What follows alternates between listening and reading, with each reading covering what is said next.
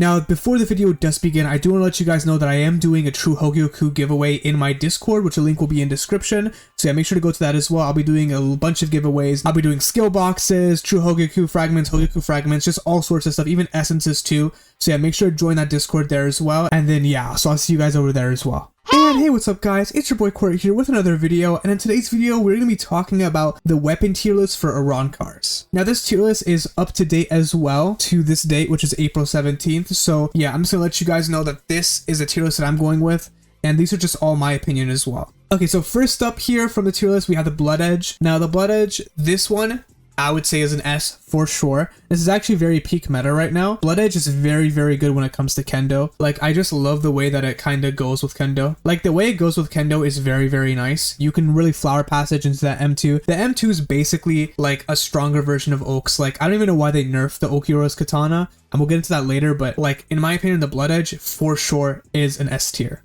Now up next here we have Baragon Axe, and I'm putting this right in front of Blood Edge, and the main reason why is because of boss raids. Boss raids have made this weapon super strong. You know, there's that Baragon's Axe method where you can just M2 Baragons and just keep M1ing and just going in between, and I've seen some videos that have legit killed it within 20 seconds, so yeah, it's very, very OP in meta right now. PvP wise, I would say it's alright. It's good if you're going Kendo and you can just go like guard break into vertical down and split gate. But yeah, other than that, I would for sure have to put that in an S tier as well. Now up next here, we have Grimmjow Claws. Now this, I'm going to put this in the middle of Blood Edge and Baragon's Axe. I know you guys are probably going to hate me for doing that, but the reason why is because it's very build specific. So the thing about Grimmjow's Claws is it depends on the build you're going, which is obviously going to be Hakuda, but it depends on how you're going to be using them. So some people use them differently than others. So for example, for me, the one reason why I'm actually putting this right in front of Blood Edge is because of the amount of combo starters you can do as an actual Hakuda user with the Grimmjow Claws. Because, you know, the M2 literally just brings you up into the air. The only reason why it's below Baragon's Axe is mainly because it doesn't have hyper armor in the M2. Baragon's Axe has full hyper armor, does a couple of swings, which is basically its own skill, which is really, really nice. So yeah, I would put it there, but I mean, it's very build specific because it really depends on the build you're going. Like, if it's going to be Hakuda, like the way you use it is very unique. Like, some people use it in the air, some people use it to just start their entire combo off of a guard break, but it really depends. For me personally, my main build actually has Grimmjow Claws and I don't have too much in Hakuda, so mine's actually like a triple hybrid build. So for me, I use it to get a full true combo in. So for me, it's like very, very useful, but for some Hakuda users, they might be using it differently, but I just don't think it's stronger than Heruble's Axe, just for like, sorry, I meant to say Baragon's Axe, just mainly for the fact that it's just not compatible in terms of the crit. Now next up here, we do have Tessen right here as well. So this one, I'm putting that in a B tier. Tessen is alright, but it's really not that strong. I've tried using Tessen myself before with like a Kendo build. It's not that good. Like, I think you could perhaps use it with Cero Cyclone as like a combo off of Cero Cyclone now that they added that, but other than that, it's really not that strong.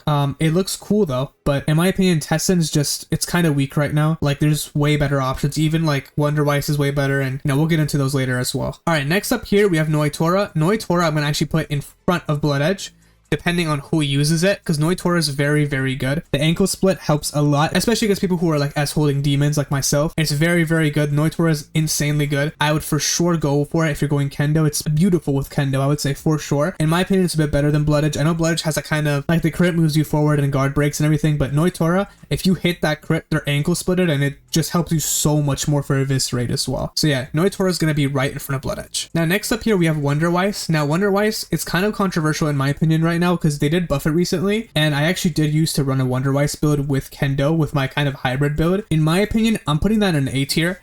It's not super bad.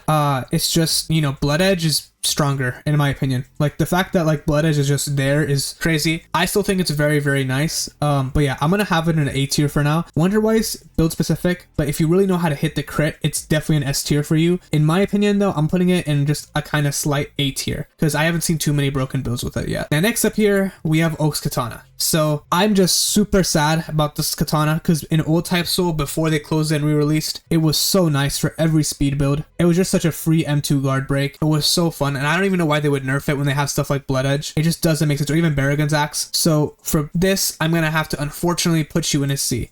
I know you guys are thinking, there's no way that Tessen's better than Oak's Katana, but Tessen can actually pull people in. Now you have to understand that. The M2 does more than Oak's Katana. Oak's Katana just brings up your posture. It doesn't even guard break anymore, which is very weird because Cutlass for Quincy is like the same exact thing, takes you further and guard breaks. So they need to rebuff it or just revert it because Oak's Katana is not doing that well right now. All right, next up here, we have like this kind of newer weapon called the Hollow Burden. I've actually seen a couple of people play with it. I'm gonna put this right in front of Wonderwise because I've seen people play it, but I haven't seen anyone play it super efficiently, but it's probably going to climb meta for sure. If you do want to go build with that, I would for sure recommend it. But yeah, it's like good for PvP, not so much for PvE. Once again, I still think Baragon's is very, very good when it comes to PvE. Just not so good whenever it comes to PvP. Like, it still works in PvP because of the hyper armor, but it's just the best weapon for Arrancars when it comes to PvE, when it comes to boss raids. And next up here, we have Nel. Now, Nel, this one is also very controversial for the main fact that the M2 sends like a projectile that can guard break. This one is for sure stronger than Oak's Katana. It's also stronger than Tessen, so this is kind of hard where to place it, but in my opinion, I'm putting Nel right in front of A tier. I'm not putting it in the S tier just for the main fact that the healing builds got nerfed a tiny bit. It's not as good as it used to be. I know Neleo's really good, especially if you are healing. Like, it really helps you a lot whenever it comes to kind of playing that M2 into a free combo into Bloody Canvas. It is still a very, very good weapon. But the thing about this weapon is that it really depends on skill. So if you know how to hit that M2, I would for sure put it in an S. But in my opinion, for me personally, it's an A. Now, next up, we have Heruble's Dagger. Now, I'm putting that all the way down here in D tier. And the main reason why I'm doing that is just because Heruble's Dagger is just so... I haven't seen anyone actually use it to its full capacity. Like, honestly, in my opinion, I feel like any of these weapons in A tier do a better job of Heruble's Dagger without being Heruble's Dagger. So yeah, it's really bad right now. It's probably the worst Arrancar weapon. So yeah, that's why I put it in a D tier. Now for our last and final part of the video, we are talking about the Calibre. These guns, I've seen some gameplay with them, but if you're a speed build, you're a demon. You're putting this straight in an S. I'm actually going to put this in front of Blood Edge, not in front of Noitora, of course, but if you have the Calibre, you are a demon. The M2